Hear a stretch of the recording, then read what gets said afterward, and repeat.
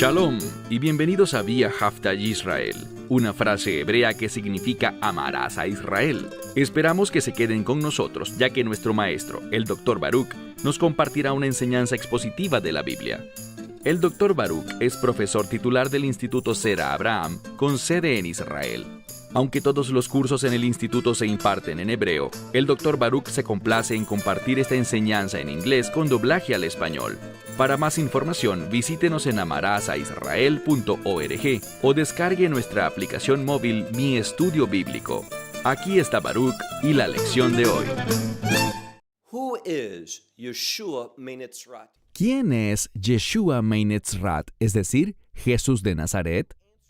Depende de cómo respondas a esa pregunta y de lo que hagas con él, determinarás qué tipo de eternidad vas a experimentar. Hemos aprendido algo.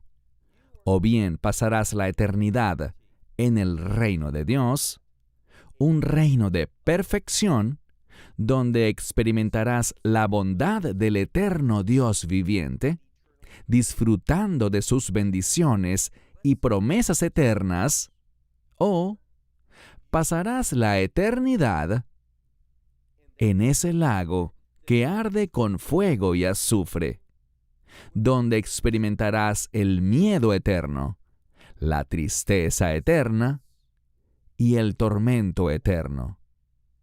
Y no te equivoques con esto, tú eres quien decide. Y no tomar una decisión es, de hecho, una decisión, porque la única manera de entrar al reino de Dios es aceptando a Yeshua, creyendo en el mensaje del Evangelio, recibiéndolo en tu vida como tu Señor, tu Salvador y tu Dios. Y es nuestra responsabilidad saber quién es Él realmente. Bueno, dicho esto, toma tu Biblia y ve conmigo al libro de Lucas, capítulo 9. Evangelio según Lucas, capítulo 9. Vamos a comenzar en el versículo 18 y recuerden algo. Yeshua acaba de hacer el milagro de alimentar a más de 5,000 personas. Habíamos dicho que Él los hizo sentar en grupos de 50, el cual es un número importante que nos habla de libertad. Y es una libertad muy especial. ¿Qué tipo de libertad? La libertad de servir a Dios. Comprende este simple principio. Si has sido salvado por la gracia de Dios, mediante la fe en ese mensaje del Evangelio, te has convertido en una nueva criatura, y tu nueva naturaleza te llevará a servir a Dios, a obedecerlo. Y nuevamente, no es la obediencia la que da la salvación, sino que una verdadera experiencia de salvación te llevará a desear obedecerlo y someterte a Él. Veremos que el propio Yeshua nos enseñará este principio claramente. De nuevo, ve conmigo a esta porción de las Escrituras, Evangelio de Lucas, capítulo 9, comenzando por el versículo 18. Dice: Y aconteció que mientras estaba orando a solas, los discípulos se reunieron con él. Y después de que se acercaron a él, noten lo que pasa. Les hizo una pregunta diciendo, y esta es una traducción muy literal de lo que dice aquí. Él les hizo una pregunta diciendo: ¿Quién? Las multitudes dicen, yo, ¿qué soy? Ahora, seguramente tu Biblia lo traduce un poco diferente. Quizás dice, ¿quién dicen las multitudes que yo soy? Pero literalmente hay un énfasis en esa palabra, yo. Yo, ¿qué soy? Y es por eso que esa pregunta de quién es Él es fundamental. Él lo está enfatizando. Inicialmente preguntó a las multitudes, y noten la respuesta de las multitudes. Sigue leyendo en el texto. Ahora, verso 19. Pero ellos, es decir, las multitudes, respondieron diciendo, Juan el Bautista. Pero otros, dentro de esas multitudes, decían, Elías. Y otros, así que habían otros que respondían que él era uno de los antiguos profetas que se había levantado. Esto es muy informativo, porque ellos estaban pensando, bueno, sobre Juan el Bautista sabemos que había una fuerte unción sobre él, y mucha gente entendió que él era un ungido de Dios. Vieron su compromiso, vieron su mensaje del reino, y por lo tanto pensaron que quizás Yeshua era Juan el Bautista resucitado de entre los muertos. Sabemos que eso no tiene sentido, pero es lo que algunas personas pensaban. Estaban confundidas espiritualmente. Otros decían que era Elías. ¿Por qué Elías? Porque la profecía de Malaquías dice que antes de que se establezca el reino, antes de que el Mesías viniera en plenitud, primero vendría Elías. Ellos escucharon a Yeshua hablar sobre el reino y pensaron, bueno, tal vez él sea Elías. Mientras que otros decían, es uno de los antiguos profetas. Ha resucitado uno de los antiguos profetas. ¿Sabes lo que nos enseña esto? Algo muy significativo. La gente, estas multitudes, no tenían una expectativa mesiánica. Y déjame hacerte esa misma pregunta. ¿Tienes una expectativa mesiánica? Y lo que quiero decir con eso es, ¿estás esperando que venga un Mesías? Él ha enseñado claramente que antes de que caiga la ira de Dios, Él vendrá para remover a su congregación, la congregación de los redimidos, todo el que sea parte de su eclesia, su iglesia. Todos serán arrebatados de este mundo y llevados al cielo antes de que se derrame la ira de Dios. ¿Estás esperando eso? Y te sugeriría que hay señales. Una señal en particular de que ese evento no está muy distante. ¿Cuál es esa señal? La persecución de los creyentes. Cuando leemos las Escrituras y veremos una indicación de esto en el texto hoy, lo que viene antes de su regreso para nuestra esperanza bendita, el rapto, lo que viene es un aumento de la persecución de sus discípulos. Y para ser su discípulo, tienes que saber quién es Él verdaderamente. Llegaremos a eso en un momento. Entonces las multitudes no tenían ninguna expectativa mesiánica. Juan el Bautista, Elías, uno de los profetas, pero luego noten lo que sucede. En el versículo 19 vemos algo más. Vemos que estaban confundidas las multitudes. Vayamos ahora al verso 20. Pero Él les dijo a ellos, es decir, a los discípulos, pero ustedes, ¿quién dicen ustedes, yo, que soy? Esa misma estructura gramatical. Y noten quién responde. Seguimos en el verso 20 a mitad de verso. Pedro dijo, y no me sorprende, Pedro es usualmente el que pica adelante. Él siempre quiere ser el primero. Aquí responde audazmente y esta vez da una respuesta muy, pero muy buena. Él dice, tú eres el Mesías de Dios. Noten esa expresión, el Mesías de Dios. La forma como está escrita en el original apunta claramente a su divinidad. Quiero decirles algo que he mencionado antes, pero es muy importante que lo entendamos correctamente, y es lo siguiente.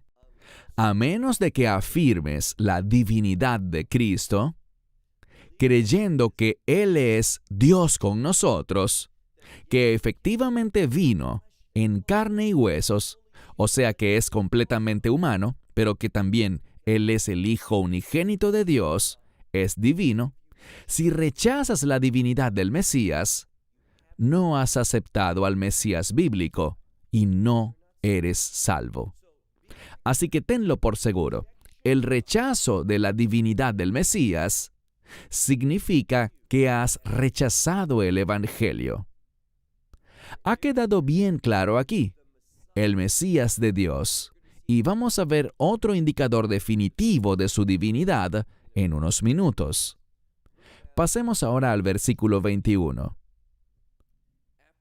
Después de que Pedro ofreció esta respuesta correcta, encontramos que él, este es Yeshua, él les advirtió severamente. En el lenguaje original dice, habiéndoles advertido severamente, les dijo o les ordenó que a nadie dijeran esto. Esto es extraño. Pedro responde bien, tú eres el Mesías de Dios. Es la verdad. Esa es su verdadera identidad. Y luego Yeshua les advierte severamente, les ordena que no le digan esto a nadie. ¿Por qué razón? Bueno, la razón es muy sencilla, y ya lo hemos comentado. En los evangelios existe algo que se conoce como el secreto mesiánico. ¿Y qué es eso? Bueno, la gente estaba esperando a un rey conquistador, uno que derrotaría a los enemigos y traería la victoria para el pueblo judío, estableciendo así el reino. El Mesías hará eso, pero lo hará cuando regrese nuevamente, al final de la semana 70 de Daniel, en lo que se conoce como su segunda venida. Pero aquí todavía no era el tiempo, cuando vino para cumplir su primer ministerio. Naciendo en Belén, siendo criado en Nazaret y luego trasladándose a Capernaum para comenzar formalmente su ministerio. Su primera venida no tenía como objetivo derrotar a los romanos, los enemigos de Israel, y establecer su reino. Ahora, en el judaísmo hay dos términos que se relacionan con el Mesías. Está el término Meshiach ben David, que significa el Mesías, hijo de David. Esto se refiere al trabajo del Mesías cuando venga por segunda vez, al final de esta era, para cumplir justo esas tres cosas: derrotar a los enemigos de Israel, darle la victoria al pueblo judío y establecer su reino. Eso es lo que él hará en su segunda venida. Pero aquí estamos hablando de su primera venida, y hay otro término que se relaciona con la primera misión del Mesías, y ese es Meshiach ben Yosef, que significa el Mesías, hijo de José. Sabemos que José sufrió en Egipto, y la razón por la que se aplica ese término a Yeshua es porque él es el siervo sufriente. Y en última instancia, su sufrimiento sucederá sobre la cruz y tendrá lugar dentro del contexto de la Pascua.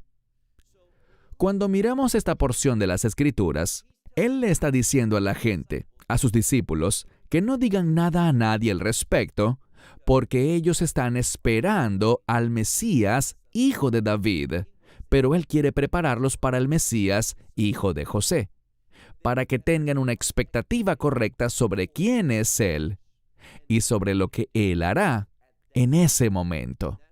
Por eso dice, no le digan nada a nadie. Y luego comienza a enseñarles. Miren por favor el verso 22. Porque él decía que es necesario que el Hijo del Hombre sufra mucho. Ahora vemos que está enseñando acerca del Mesías, hijo de José. Sabemos bien que solo hay un Mesías, pero estos dos términos se relacionan con dos obras distintas del Mesías, las dos venidas diferentes del Mesías. Y la primera vez que vino, ¿cuál fue su misión?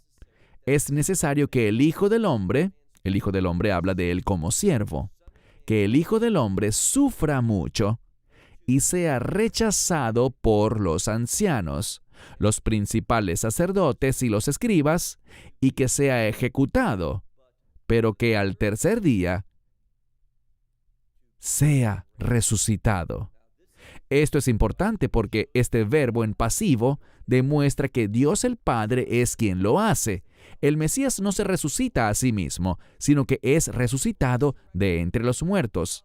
Y esa resurrección del Hijo realizada por Dios Padre demuestra la aceptación de Dios de la obra de su Hijo, que fue recibida perfecta y completamente por Dios, Dios el Padre. Ahora, verso 23. Y Él le decía a todos: si alguno quiere seguirme, es decir, si alguno quiere venir en pos de mí, que se niegue a sí mismo, tome su cruz cada día y me siga.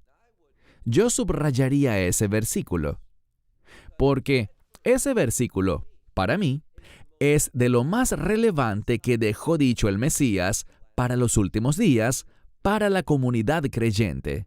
¿Por qué lo digo? Repitámoslo. Si alguien quiere venir en pos de mí, que se niegue a sí mismo, tome su cruz cada día y me siga. De lo que habla esto es de persecución. Y noten el contexto para esto. Siempre es vital que veamos no solo lo que se dice, sino también el contexto en el que se dice. Mira ahora el verso 24. Porque cualquiera que quiera salvar su alma, literalmente es alma, pero en este caso quiere decir vida. Cualquiera que quiera salvar su vida, la perderá. Pero el que pierda su vida por mi causa, y aquí está la razón del sufrimiento de la gente, por causa de él. ¿Y qué vemos en la actualidad? Vemos un creciente movimiento de hostilidad contra los seguidores de Yeshua, contra los que viven comprometidos con su palabra. Vemos una creciente hostilidad por parte de gobiernos e individuos, todo por nuestra fe en Él. Y no solo por nuestra fe en Él, sino por lo que esa fe produce en nuestra vida diaria, porque nos lleva a caminar en obediencia a Él. El mundo odia eso. Por eso vemos más y más un cambio en la sociedad que se hace cada día más hostil ante las enseñanzas del Mesías. Seguimos leyendo. Cualquiera que pierda su vida por mi causa, éste la encontrará. Versículo 25. Porque, ¿qué provecho obtiene un hombre si gana todo el mundo, pero a sí mismo se destruye o se pierde? Así que, si ganamos todo, pero perdemos nuestra propia vida, si sufrimos la pérdida de nuestra vida, ¿qué provecho sacamos? Obviamente, ninguno. Y luego dice, mira el verso 26. Y es algo muy significativo, pues dice, porque el que se avergüence de mí y de mis palabras, el Hijo del Hombre se avergonzará de él.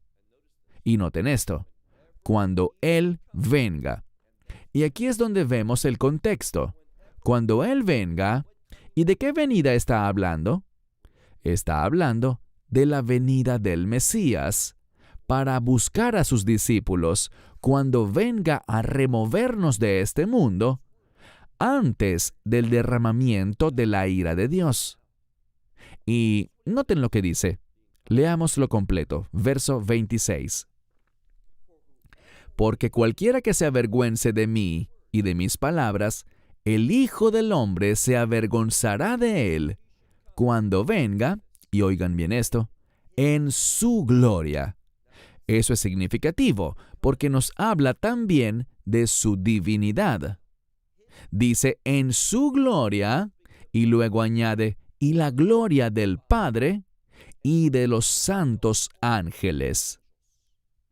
Todo esto nos habla de un reino celestial y de la gloria de ese cielo. ¿Por qué los cielos tienen gloria? Debido a la presencia de Dios. Esto también nos habla de su divinidad, al referirse a la gloria del Mesías como una gloria celestial, porque Él es Dios. Una y otra vez, al analizar las Escrituras, vemos indicadores bíblicos que apuntan a la divinidad del Mesías. Y debemos darnos cuenta de que si no aceptamos a Yeshua por quien es Él en verdad, como el Dios viviente, entonces no lo conocemos y no hemos recibido su mensaje de salvación. Si negamos su divinidad, rechazamos el Evangelio. Ahora pasemos al último verso por hoy, verso 27. Este versículo sonará confuso para algunos, porque no continúan con la lectura.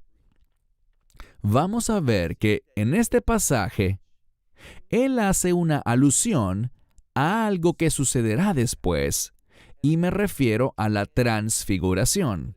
¿Qué es eso? Es un evento en el que el Mesías será transformado, es decir, su cuerpo cambiará, y veremos algo. Veremos una vez más la gloria de Dios emanando de él. Por eso es que este verso aparece aquí, porque insinúa lo que sucederá cuando claramente, en ese monte de la transfiguración, veamos la verdadera identidad de Yeshua, que Él es el Hijo de Dios, que es más grande que Moisés y Elías, pues Él realmente es el Hijo unigénito del Dios Todopoderoso. Y, por tanto, noten lo que dice en el verso 27, nuestro último verso. Pero de cierto les digo a ustedes que hay algunos que están de pie aquí. Es interesante porque si analizas el término de pie, está en una construcción gramatical especial. Habla de personas que han estado firmes o de pie en el pasado, están así ahora y lo estarán también en el futuro. ¿A qué se refiere eso? A los creyentes. Porque creímos en el pasado, seguimos creyendo hoy en día, y también creeremos en el futuro, cuando manifestaremos nuestra lealtad a Él. En esencia, dentro de este contexto limitado, Él está hablando de algunos de sus discípulos. Pero esa misma promesa alcanzará a todos los creyentes, que todos viviremos lo mismo, es decir, que todos conoceremos quién es el Mesías y lo experimentaremos de manera personal. Esa es la extensión de este pasaje, que todos vamos a experimentar al Hijo de Dios, en la plenitud de su identidad. Habrá un anticipo para algunos pocos, y vamos a ver a qué se refiere en este momento. Mira de nuevo el verso 27. Porque de cierto les digo que hay algunos de los que están de pie aquí que no probarán la muerte. Es decir, que no morirán antes de experimentar algo. ¿Y qué es lo que van a experimentar? Ellos vivirán un anticipo de lo que todos los creyentes van a experimentar en el reino de Dios. Uno de los aspectos más gloriosos de llegar al reino de Dios es que nos presentaremos ante el mismísimo Dios viviente. ¿Y quién es el Dios viviente? Bueno, obviamente me refiero al Padre, al Hijo y al Espíritu Santo. Pero el que hace esto posible es el Hijo. Y sabemos algo. La Escritura es muy clara. Nadie puede venir al Padre sino a través del Hijo. No experimentarás al Dios viviente si no tienes fe en su Hijo unigénito. Y tener fe en Él implica afirmar su divinidad. Ya lo hemos visto y aprendido anteriormente cuando estudiamos, por ejemplo, la primera epístola de Juan, donde leímos que en los últimos días el espíritu del anticristo y aquellos que le pertenecen al anticristo negarán la divinidad del Mesías. Concluyamos. Dice, Hay algunos de los que están de pie aquí que no probarán la muerte hasta que ellos, y noten esta palabra, es una palabra para percibir. Sí, es una palabra para ver, pero al ver llegas a un entendimiento. Llegas al punto de comprender una verdad. ¿Y de qué se trata? ¿A qué se refiere esto? Dice que hay algunos que están de pie aquí que no probarán la muerte hasta que perciban el reino de Dios. ¿Y de qué está hablando? Está hablando de esos pocos discípulos que lo van a acompañar a ese monte de la transfiguración, donde ellos podrán ver la verdadera gloria de Dios. Y entendamos que hay una estrecha relación entre la gloria de Dios y el reino de Dios. Algo único acerca del reino de Dios es que está lleno de la gloria de Dios. Y estos pocos discípulos llegarán con Él al monte de la transfiguración y allí lo verán cambiar, percibiendo con sus propios ojos la mismísima gloria de Dios, la cual emanará de Él, confirmando una vez más su identidad como el Hijo unigénito de Dios, es decir, el Hijo divino de Dios. Espero que veas una y otra vez en la Escritura estos fuertes indicadores que nos revelan su identidad. Y, de nuevo, es imperativo que lo aceptemos por quien Él es. Si para ti Él no es más que un hacedor de milagros o un simple profeta, si no es más que un ungido, no es más que un buen hombre, todas esas cosas son inadecuadas. Tienes que creer que Él es el Hijo divino de Dios. Si no lo recibes de esa manera, estarás ciertamente rechazándolo. Y por eso la Escritura es tan clara. Así que, permíteme concluir haciéndote la misma pregunta. ¿Qué crees acerca de Yeshua Mei Nazraim, Jesús de Nazaret? ¿Lo has recibido no solo como Señor y Salvador y Mesías, sino como tu Dios? Si no lo has hecho, no has recibido la verdad del Evangelio. Esperamos que te hayas edificado con el mensaje de hoy y lo compartas con otros. Te invitamos a seguir nuestros estudios cada semana por este canal y por el portal de YouTube de Amarás a Israel. También puedes descargar nuestra aplicación móvil gratuita, Mi Estudio Bíblico. Finalmente, para obtener más información sobre nosotros, visita nuestra web amarasaisrael.org, donde encontrarás otras conferencias de Baruch en audio, video y texto. Hasta el próximo programa. Que el Señor te bendiga en Yeshua HaMashiach, Jesús el Mesías, mientras caminas con Él. Shalom desde Israel.